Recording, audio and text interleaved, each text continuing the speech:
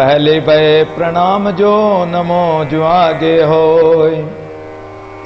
सब संतन सो विनती जे सुमरे जगदीश। हरि गुरु हृदय मई बसे और हमारे शीश। हरिवंदन गुरु रीजे गुरु वंदन सुखराम। जगन्नाथ हरि गुरु सुखी करिए जन प्रणाम। शरणा साईं साधु का पकड़ रहो रे प्राण। जनर जब जो क्यों नहीं विघ्न विलय हो जाए। चिदानंद चैतन्य घन सकल लोके ईश ब्रह्मादिक वंदन करे। नमो नमो जगदीश। परम पुरुष को दंडवत मन मनसा सोय। कहे जग जीवन दैसू संतन को कर सोय। ब्रह्म प्रणमे गुरु पुनि प्रणमे सब सन। करत मंगलाचार इमना सतविघ्न अनंत। नाम लेत नवग्रह टले भजन करत भय जाय। जग जीवन जपा जपे सभी विघ्न विलाय। प्रथम वंद पर ब्रह्म परमानंद स्वरूपम। द्वितीय वंद गुरुदेव दियो जिन ज्ञान अनुपम। तृतीय वंद सब संत जोरि कर तिनके आगे। मन वच काय प्रणाम करत भय ब्रह्म सब वागे। ही भांति मंगलाचरण कर सुंदर ग्रंथ बखानिए। ते विघ्न को उपजे निश्चय कर मानिए। नमस्कार सुंदर करे निस दिन बारंबार। सदा रहो मम शीस पर सतगुरु चरण तुमार। सतगुरु चरण तुमार। ओम श्री परमात्मा ने नमः। श्रीमद गुरु पादाम्बुजभ्यो नमो नमः। सर्वसाध हृजनाय नमो नमः। शुद्ध सच्चिदानंद गणाय नमो नमः। सर्वाविघ्न कर्तृभ्यो नमो नमः। श्रीमद दादू दयाल वे नमः। श्रीमद दादू दयाल जी महाराज जो परम गुरु परमाचार्य परम स्वामिन परम विद्वान परम दैसिक परम वैज्ञानिक तीनों करत अनुभव वाणी नाम जो ये शास्त्र है महाराज की महाप्रभु की कलिमल विध्वंसनी कली के विषयमल पापों को हरने वाली परमात्मा देव के भक्ति ज्ञानामृत को देके जीवन मुक्ति आनंद प्राप्त कराने वाली ये अद्भुत वाणी है जिसके अंतर्गत पूर्वार्ध भाग साकी स्कंद के विषय निष्कामी पतिव्रता का अंग कह रहे हैं। निष्कामी पतिव्रता के अंग में कल हम चर्चा सुन के आए हैं कि निष्काम भाव से पतिव्रत धर्म को धारण करके और जो स्त्री अपने पति की सेवा करती है अपने तन मन को इधर उधर संसार के विषय वासनादि में नहीं डुलाती है वही पतिव्रता जीव आत्मा रूपी सुंदरी अपने पिया परमेश्वर को प्राप्त होती है। निष्काम भाव कहने का तात्पर्य है कि एक तो सकाम भावना होती है एक निष्काम भावना होती है। सकाम भावना से किया हुआ कर्म कुछ पुण्य फल प्रदान करता है और उस फल के कारण हम बंधन में बन जाते हैं। उस फल को हमें भोगना है उस फल को और हमें उपयोग करना पड़ेगा। लेकिन निष्काम भावना में हमें फल की आसक्ति नहीं फल की कामना नहीं कोई फल की इच्छा नहीं है तो उसके बंधन से आप मुक्त हो जाओगे। इसलिए निष्काम भाव से कर्म करो निष्कर्म करो निष्काम काम करो तो परमात्मा निष्काम भाव से करने वाले को सब कुछ सौंप देता है और कामना वाले को केवल उसकी कामना पूर्ति कर देगा। तो आगे दादू जी महाराज कह रहे हैं दादू नारी पुरुष को जाने जे बस होय पीव की सेवा ना करे कामणकारी सोय। संसार में क्या होता है पति चाहता है कि मेरी पत्नी मेरे वश में रहे, पत्नी चाहती कि पुरुष मेरे अधिकार में, मेरे वश में रहे, मैं चाहूं जैसे करे। तो ये अपने अपने स्वार्थ की लड़ाई है, अपने अपने अहंकार की लड़ाई है। और पत्नी चाहती है कि मेरे पति को वश करके फिर तो मैं चाहूं जो काम कराऊं, चाहूं जैसे नचाऊं, अंगुली पे नचाऊं, इशारे पे नचाऊं। तो ये भावना, स्वार्थ की भावना प्रत्येक प्राणी के अंदर है। तो वो क्या विचार करती कि जाने जे बस हो, किसी भी प्रकार से वो मेरे बस में हो जाए। और चाहती तो है कि मेरे बस में रहे, मेरी बात को माने, लेकिन वो करती क्या है उसके लिए? पति को रिझाने के लिए, पति को खुश करने के लिए कुछ करती है क्या? नहीं।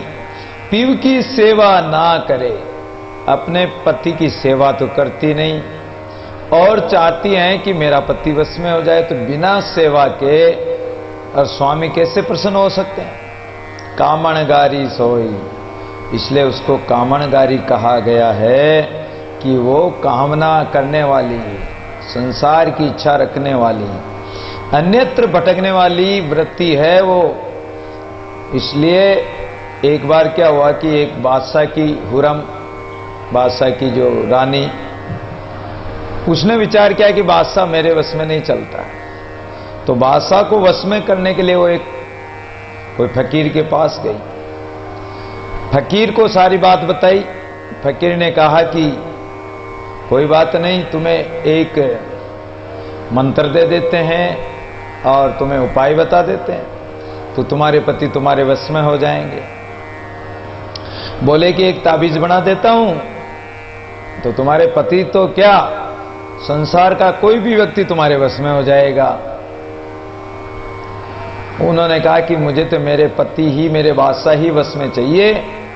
बोले कि ठीक है। उन्होंने एक मंत्र लिख के ताबीज बना दिया और कहा कि अपने हाथ में, बाजू में बांध लेना, और जब पति कोई भी काम कहे तो मना मत करना, किसी भी काम के लिए कहे मना मत करना। केवल 6 महीने तुम इस मंत्र को बस साध लेना, ऐसी साधना कर लेना कि पति कहे वैसे ही करना, तुम्हारे पति तुम्हारे बस में हो जाएंगे, तुम्हारे विरुद्ध एक कदम भी नहीं बढ़ेंगे। केवल साधना 6 महीने की। फकीर ने मंत्र भी लिख के ताबीज में दे दिया और कहा कि हाथ के बांध लो, और इस मंत्र का ध्यान रखना, उपाय ये है, परहेज ये है कि पति की बात को कभी टालना मत। अब वो घर पे खुशी खुशी के मारे घर पे गई, ताबीज हाथ में बांधा हुआ था कि अब तो बादशाह मेरे वश में हो जाएंगे। अब पति, बादशाह जो भी कहता है वो मान लेती। अब बादशाह ने सोचा कि ये पहले तो कभी कोई बात मानती नहीं थी, कहता तो सामना करती, बहस करती, 10 बात तर्क वितर्क करती। आज तो इसने बिना कहे आगे होकर मेरा काम कर दिया, और दूसरी बात मेरी बात मान ली। जो भी कहने लगा, बादशाह जो कहता वो सब बात मानने लगे। 1 महीना बीता, 2 महीना बीता, 6 महीने बीत गए। बादशाह ने सोचा आखिर बात क्या है, ये इतनी कैसे बदल गई, इसके प्रकृति, क्रोधित स्वभाव और नटने का स्वभाव कैसे बदल गया। अब बादशाह ने कहा कि अरे तुम तो कैसे बदल गई हो, और तुम्हारे तो पहली जो तुम लड़ाई झगड़ा करती थी, बहस करती थी, वो सब छूट गया। तुम तो बहुत अच्छी हो, समझदार हो और अच्छे विचारों वाली हो, और सब काम बिना कहे कर देती है। कहने की तो बहुत कम जरूरत पड़ती है, कहूं जो भी कर देती है। तो धन्य है तुम, मैं तुम्हारे हाथ जोड़ता हूं कि तुम बदल गई हो, भगवान की कृपा हो गई। उसने कहा कि ऐसे ही नहीं बदली हो, और तुम भी ऐसे ही नहीं बदले हो। बोले क्या बात है, मैं नहीं बदला, इसका, इस बात का क्या रहस्य है? बोले कि मैं एक फकीर के पास गई थी और फकीर ने एक मंत्र दिया था, उस मंत्र के कारण तुम भी बदले और मैं भी बदली हूं। वो मंत्र ने काम किया। अच्छा, कौन सा मंत्र दिया, कौन से फकीर ने दिया? कि फला फकीर ने। बादशाह वहीं पहुंच गया और बोला महात्मा जी, फकीर जी आपने मेरी गुरम को क्या मंत्र दिया? बोले कि उसके हाथ में बाजू में बंधा हुआ, तुम ही खोल के पढ़ लेना। बादशाह गया और हुरम के हाथ में जो बंधा हुआ था बाजू में, ताबीज खोल के देखा तो उसमें लिखा था, टामन टूमन हे सकी भूल करो मत कोई। स्त्रियां अपने पति को वश में करने के लिए तंत्र मंत्र और न जाने किस किस के पास जाकर दवाएं औषधियां और तंत्र मंत्र करवाती है कि मेरे पति मेरे वश में हो जाए। तो कह रहे हैं कि टामन टूमन हे सकी भूल करो मत कोई, पीव कहे त्यों कीजिए। जैसा पिया परमेश्वर कहे उसकी बात को मान लो तो अपने आप ही बस में हो जाएंगे। तो ऐसे ही हम भी अगर परमात्मा का कहा हुआ, जैसे गीता रामायण भागवत इत्यादि में भगवान की वाणी है और संतों ने जो कहा है उस कार्य को हम करें। ऐसा काम नहीं करें जिससे कि हमारे संतों को, हमारे गुरु को, हमारे माँ बाप को, हमारी कुल परंपरा को कोई दाग लगे, कलंक लगे या दोष लगे या पाप लगे। ऐसा काम मत करो। ऐसे काम करो जिससे कि परमात्मा राजी हो जाए। ऐसी साधना करो, भजन करो। परमात्मा ने कहा कि तुम मेरा भजन करो। तुम्हें भेजा ही भजन के लिए थे। आए थे हरि भजन को ओटन लगे कपास। किस काम के लिए आए और क्या काम करने लग गए? इसलिए नारी पुरुष को जाने जे बस होय, पीव की सेवा ना करे कामन गारी सोई। अगर पिया परमेश्वर की जो सेवा नहीं करे तो समझो कि वो पतिव्रता नहीं है, वो कामना करने वाली कामनगारी है। किया मन का भावता मेटी आज्ञाकार, क्या ले मुख दिखलाए दादू उस बरतार। करुणापूर्वक विनती करने लगे कि हे प्रभु, हे हरि, हमने तो हमारे मन के अनुसार हमने किया, आपकी आज्ञा को भी हमने मेट दिया। आपसे कॉल करके आए थे आपका भजन करेंगे, लेकिन वो भी हम भूल गए। आपकी आज्ञा को भी हमने छोड़ दिया। अब क्या ले मुख दिखलाए, हम आपको क्या मुख दिखलाएंगे? किस मुंह से आपके पास आएंगे? दादू उस अवतार, हे जिज्ञासुजनों, उस परमात्मा को हम क्या मुख ले जाकर दिखाएंगे? क्योंकि हमने तो पाप ही पाप किए। करामात कलंक है जाके हृदय एक, अति आनंद व्यभिचारणी जाके कसम अनेक है। इसलिए कहते हैं कि एक संत लोग, संत महापुरुष सिद्धि साधना करते हैं, रिद्धि सिद्धि आ जाती है, चमत्कार प्रकट होने लग जाते हैं। लेकिन संत कहते हैं कि करामात कलंक है। जो करामात दिखाते हो, चमत्कार दिखाते हो, ये कलंक है। कारण कि करामात दिखाने से, चमत्कार दिखाने से तुम्हारी शक्ति नष्ट हो जाएगी, तुम्हारी भक्ति नष्ट हो जाएगी, तुम्हारा जो भजन किया हुआ उसका फल खत्म हो जाएगा। अरे जिसके हृदय में एक परमात्मा बसा हुआ, और परमात्मा के आगे सूर्य के सामने आप दीपक बताओगे, क्या फायदा? जिस परमात्मा के सामने परमात्मा का चमत्कार कम है क्या? उस चमत्कार को छोड़कर तुम अपने अहंकार को प्रदर्शित कर रहे हो, इसलिए वो तुम्हारे लिए कलंक है, तुम्हें वो नष्ट कर देगा। अति आनंद व्यभिचारणी जाके कसम अनेक। और जैसे व्यभिचारणी स्त्री होती है, उसके अनेक कसम होते हैं, वो उन्हीं को देख देख कर राजी होती है, लेकिन उसके लिए वो कलंक है। एक पति को छोड़कर, एक परमात्मा पति को छोड़कर, ये पतिव्रता जीव आत्मा रूपी सुंदरी अगर अन्यत्र देवी देवताओं में भटकती है, अन्यत्र संसार में भटकती है, अनेक कसम बना ली है, तो समझो उसके लिए कलंक है, उसकी कोई इज्जत नहीं करेगा।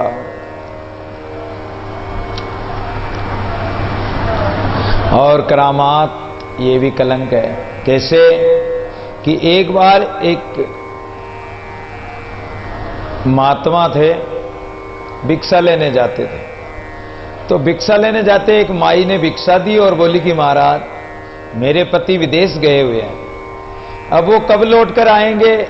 आप तो संत महापुरुष है, आप तो बता ही सकते हैं महाराज। शिष्य ने कहा कि हाँ माई, मैं बता सकता हूं, तुम्हारे पति परसों के दिन आएंगे। आप तो उसको खुशी का, उसके खुशी का वारा पार नहीं रहा।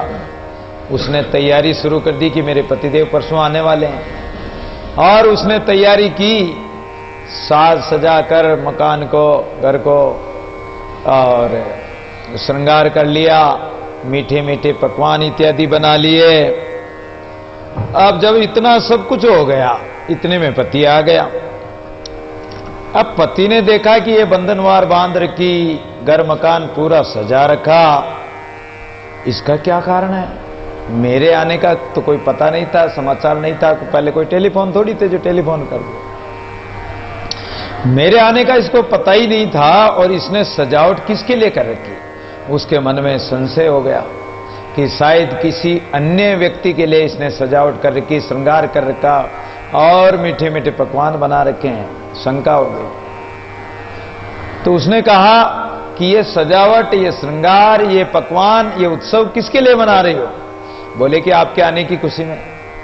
पति बोला है कि मेरे आने का मैंने समाचार तो दिया नहीं, तुम्हें कैसे पता लगा कि मैं इस फला दिन आऊंगा? बोले कि एक महात्मा भिक्षा लेने आते हैं, उन्होंने बताया।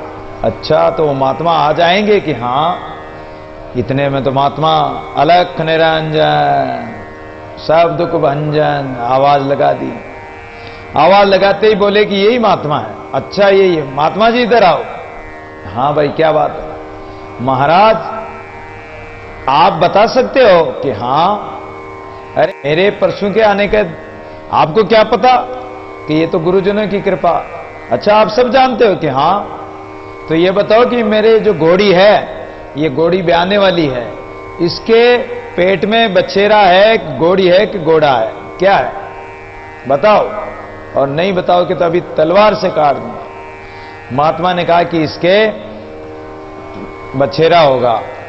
अच्छा, परीक्षा करने के लिए उसी समय वो राजपूत तो था ही, उसने तलवार उठाई, घोड़ी के 2 टुकड़े कर दिए। अब 2 टुकड़े कर दिए तो घोड़ी भी मर गई, और उसके अंदर बछेरा निकला, वो भी मर गया। करामात दिखाने से, देखो करामात करने से कितना पाप लगा। घोड़ी मरी, घोड़े का बछड़ा जो बच्चा था अंदर पेट में, वो भी मर गया। कहा तो महात्मा ने जो कहा वही निकला, लेकिन पाप तो हो गया। करामात दिखाने से कितना बड़ा पाप हुआ। तो ये पाप का कारण है, कलंक का कारण है।